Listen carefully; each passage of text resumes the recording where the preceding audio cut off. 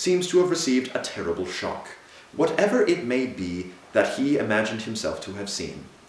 The man becomes a greater mystery every day, though.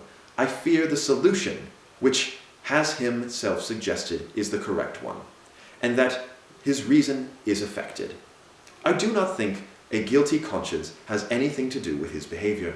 The idea is a popular one among the officers, and I believe the crew, but I have seen nothing to support it. He has not the air of a guilty man, but one who has had the terrible usage at the hands of fortune, and who should be regarded as a martyr rather than a criminal. The wind is veering around to the south tonight. God help us, if it blocks that narrow pass which is our only road to safety. Situated as we are at the edge of the main Arctic pack, or the barrier, as it is called by the whalers, any wind from the north has the effect of shredding out the ice around us and allowing our escape, while the wind from the south blows up all the loose ice behind us and hems us in between two packs. God help us, I say again. September 14th, Sunday, and a day of rest. My fears have been confirmed, and the thin strip of blue water has disappeared from the southward. Nothing but the great motionless ice fields around us, and their weird hummocks and fantastic pinnacles. There is a deathly silence over the wide expanse, which is horrible. No lapping of the waves now, no cries of seagulls, no straining of sails, but one deep universal silence, in which the murmurs of the seamen and the creak of their boots upon the white shining deck seem discordant and out of place. Our only visitor was an Arctic fox, a rare animal upon the pack, though common enough upon the land. He did not come near the ship, however, but after surveying us from a distance, fled rapidly across the ice.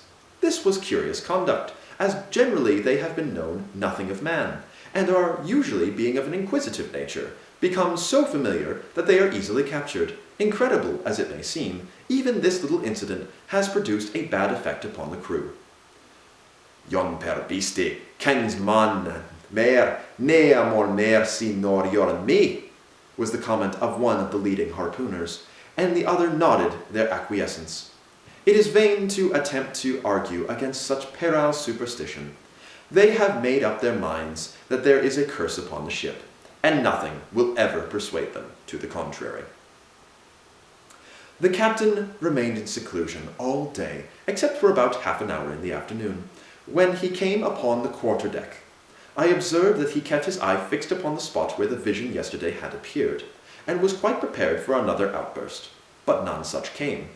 He did not seem to see me, although I was standing close beside him. Divine service was read by usual as our chief engineer.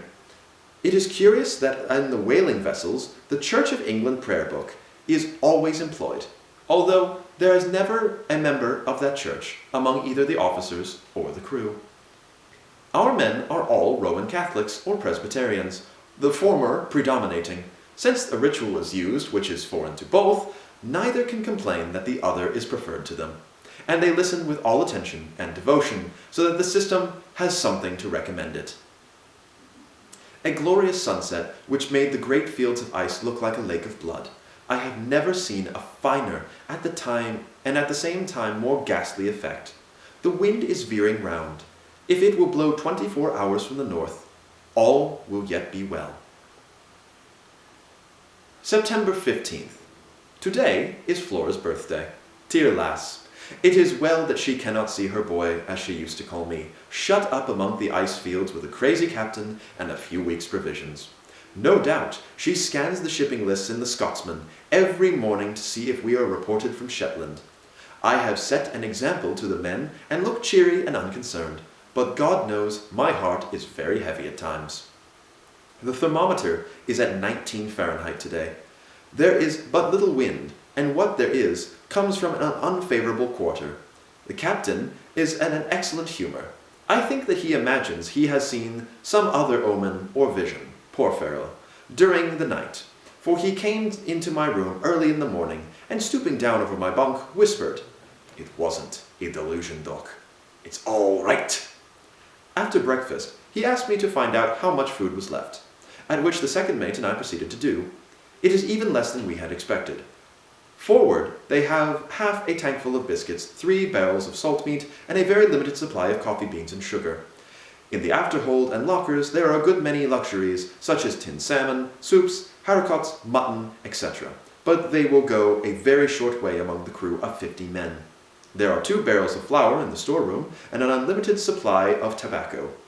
Altogether, there is about enough to keep the men on half rations for 18 or 20 days, certainly no more. When we reported the state of things to the captain, he ordered all hands to be piped and addressed them from the quarterdeck. I never saw him to better advantage with his tall, well-knit figure and dark, animated face. He seemed a man born to command, and he discussed the situation in a cool, sailor-like way which showed that while appreciating the danger, he had an eye for every loophole of escape.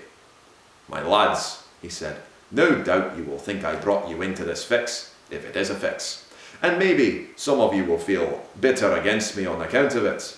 But you must remember that for many a season no ship that comes to the country has brought in as much oil money as the Pole Star, and every one of you has had a share of it. You can leave your wives behind you in comfort while other poor fellows come back to find their lasses on the parish. If you have to thank me for the one, you have to thank me for the other. And we may call it quits. We've tried a bold venture before this and succeeded. So now that we've tried one and failed, we've no cause to cry about it. If worst comes to worst, we can make the land across the ice and lie in a stock of seals which will keep us alive until the spring. It won't come to that though, for you'll see a Scotch coast again before the 3 weeks are out. At present, every man must go on half rations, share and share alike, and no favour to any. Keep up your hearts, and you'll pull through this as you've pulled through many a danger before." These few simple words of his had a wonderful effect upon the crew. His former unpopularity was forgotten, and the old harpooner whom I had already mentioned for his superstition led off 3 cheers, which were heartily joined by all hands.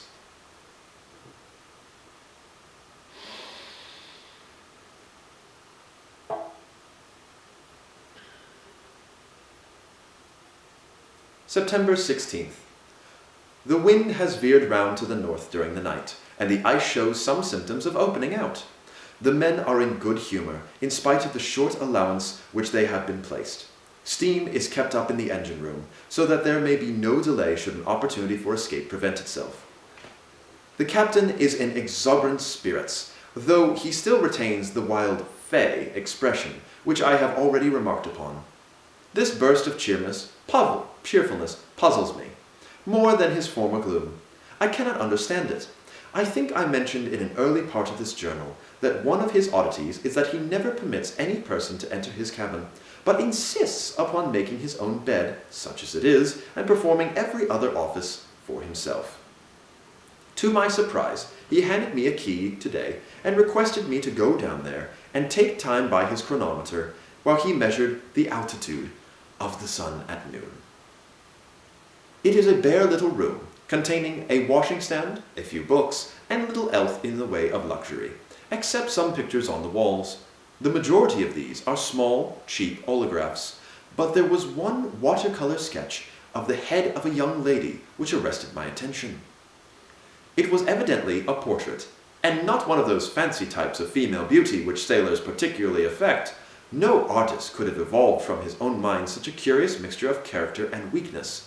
The languid, dreamy eyes of their drooping lashes, the broad, low brow, unruffled by thought or care, were in strong contrast to the clean-cut, predominant jaw, and the resolute set of the lower lip.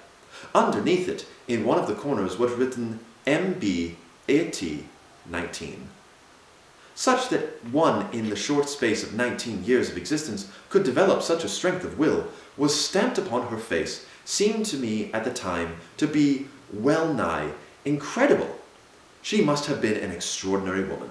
Her features have thrown such a glamour over me that though I had but a fleeting glance at them, I could, were I a draughtsman, reproduce them for line upon this page of journal. I wonder what part she played in our captain's life. He has hung her picture at the end of his berth so that his eyes continually rest upon it. Were he a less reserved man, I should make some remark upon the subject. Of the other things in his cabin, there was nothing worthy to mention. uniform coats, a camp stool, small-looking glass, tobacco box, and numerous pipes, including an oriental hookah, which, by the by, gives some color to Mr. Milne's story of his participation in the war, though the connection may be a rather distant one. 11:20 p.m. Captain just gone to bed after a long and interesting conversation on general topics. When he chooses to be, he can be a most fascinating companion, being remarkably well read and having the powers of expressing his opinion forcibly without appearing to be dogmatic. I hate to have my intellectual toes trod upon. He spoke of the nature of the soul and sketched out the views of Aristotle and Plato upon the subject in a masterly manner. He seems to have a leaning for a metempsychosis and the dream doctrines of Pythagoras.